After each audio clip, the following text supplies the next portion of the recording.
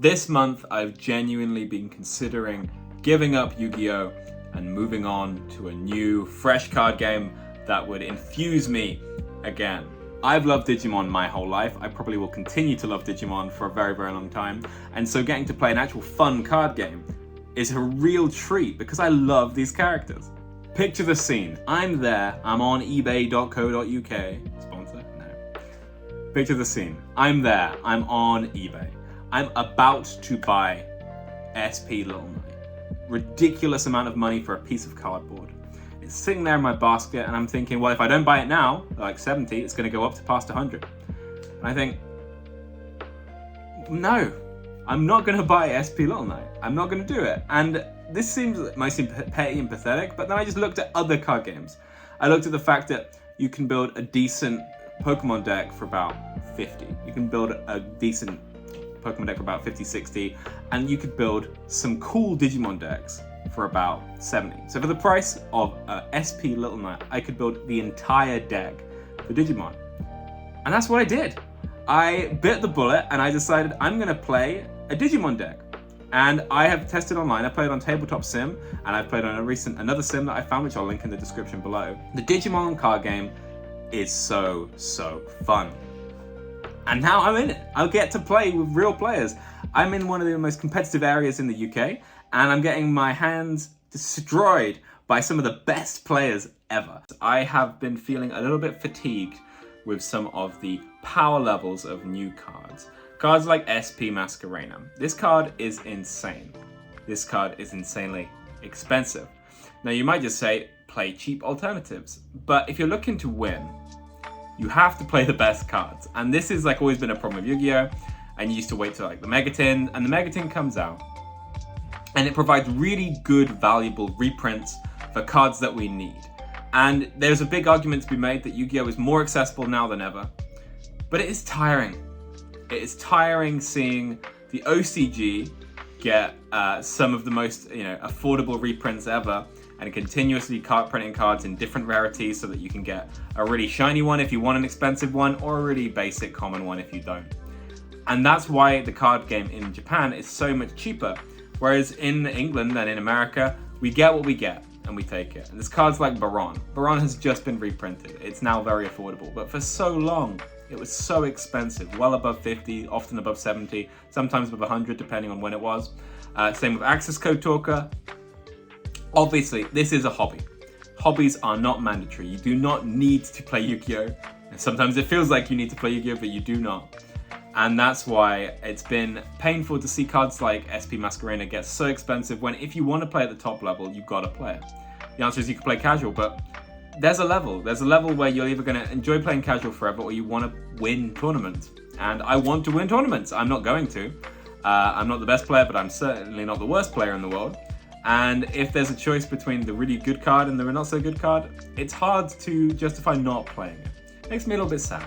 It makes me a little bit sad that we're back at the access code point where one card is crazy. And not just SP Little Knight. SP Little Knight is a good extra deck card that's good in a lot of decks, if not all decks. But then you look at stuff like the Dia Bellstar package. Obviously she was going to be expensive. She's a waifu and she's going to be the center of a lot of new support. But the fact that all of the spells that search her are so expensive too. If you want to play that deck, you have to spend so much money. And it just makes you not want to try new decks. Like, it makes you want to just keep playing the old decks over and over and over again. And part of the fun of Yu-Gi-Oh! Was getting to try new stuff. And obviously there are budget decks in there. But it seems like there's such a difference between the power level of the affordable option and the best deck of the format. And that's sad. And that is how it's always going to be. It's always going to be that way. Every card game. But the fact that for the price of one SP Little Knight, I bought an entire meta, not tier 1, but tier solid, tier 1.5 maybe, Digimon card game deck, is what really soured me to Yu-Gi-Oh! It's a typical Yu-Gi-Oh! Complaint to compare our art to the art on other card games, but some of these Digimon cards just look so insanely clean. And I love them. Even Digimon that I don't like. There's so many cool different reprints of Digimon with, the same Digimon but with different effects. You can find one that you do like, and I really enjoyed the game, and it's so much more simple than Yu-Gi-Oh! And that simplicity has really tickled a nice little positive spot in my brain. I was on my way to locals, and I'm thinking, oh, I forgot my notepad. How am I going to keep track of life points? And then I realized there are no life points in Digimon. There are no life points. It's just 5 cards from the top of your deck. That's your 5 health points. When you get hit 6 times, the game's over. No need to keep track of points and thinking about how many summons have I done for Nibiru or something. Simplicity, obviously, Yu-Gi-Oh! Is probably like the coolest card game in terms of complexity. But I've just had so much fun with simple card games, Digimon. It makes me feel like, you get such a dopamine rush. Every time you play a monster on top of another monster, you get to draw a card. There's so many draws per turn. It hits that nice little spot in the back of your brain where you're just like, wow, I get to do so much every turn in this game. I've fallen in love with this deck. It's called Blue Flare. It's an army from Digimon Cross Wars, also known as Digimon Fusion in the West. It's probably the worst Digimon anime. However, the one thing I liked about that anime was a thing called Digi-Cross, which is when you combine 2 Digimon together. You get an armored guy and a sword guy, and you combine them and it makes an armored sword guy. In my case, I loved the modern version of Greymon. Now, Greymon's probably like the Charizard of the series. In classic depictions, he's like a big red fella, and he normally digivolves naturally to get some armor on him as he grows older. In this series, they wanted to go about it a bit differently. They took a blue version of Greymon, they gave him to like the rival, the Sasuke character, and they made the blue Greymon cross with a nice cool armored bird to make his armored upgrade form, and it was so cool. I really like this redesign. It's such a slick 2010s update to the original. It doesn't replace the original, but it just is a nice alternate, and I get to play both in this deck. I think the reason I love Blue Flare so much is that it's the closest to sort of fusion in Yu-Gi-Oh! But I had such a fun time. There is a Digimon Sim. It's really simple and easy to use. I will link it below. It's been really fun to testing. If you like Yu-Gi-Oh! And you really want to consider testing Digimon and giving it a go, maybe buying it, maybe just playing it online for free, I would really consider giving it a look in. It was a really fun experience to try something new, something a bit more simple, but still a little level of complexity above something like the Pokemon card game. So that's just a little bit about why I've been a little bit soured towards Yu-Gi-Oh! I have been taking a little break from Yu-Gi-Oh! Content, but I've been trying new things, trying some Digimon. I've been having a lot of fun. Whilst I was in the card shop picking up my Digimon cards, I decided to buy 1 pack of Age of Overlord. Just to see.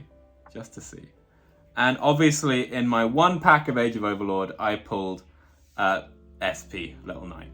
Now, this kind of undermines my entire argument because I didn't pay the ridiculous price to get an SP Little Knight. I instead bought an expensive Digimon deck that I didn't need. However, this is karma. I tried something new, and I have been rewarded with my SP Little Knight, so it's time to unretire from Yu-Gi-Oh! As quick as I retired. So we're playing Digimon and Yu-Gi-Oh! Now, and maybe some Pokemon to come too. But it's been a wild roller coaster. This little card made me want to quit Yu-Gi-Oh!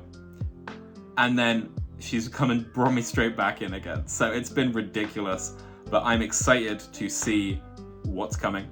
And I'm excited to play some Yu-Gi-Oh!, play some Digimon, play some other card games, and have a great time.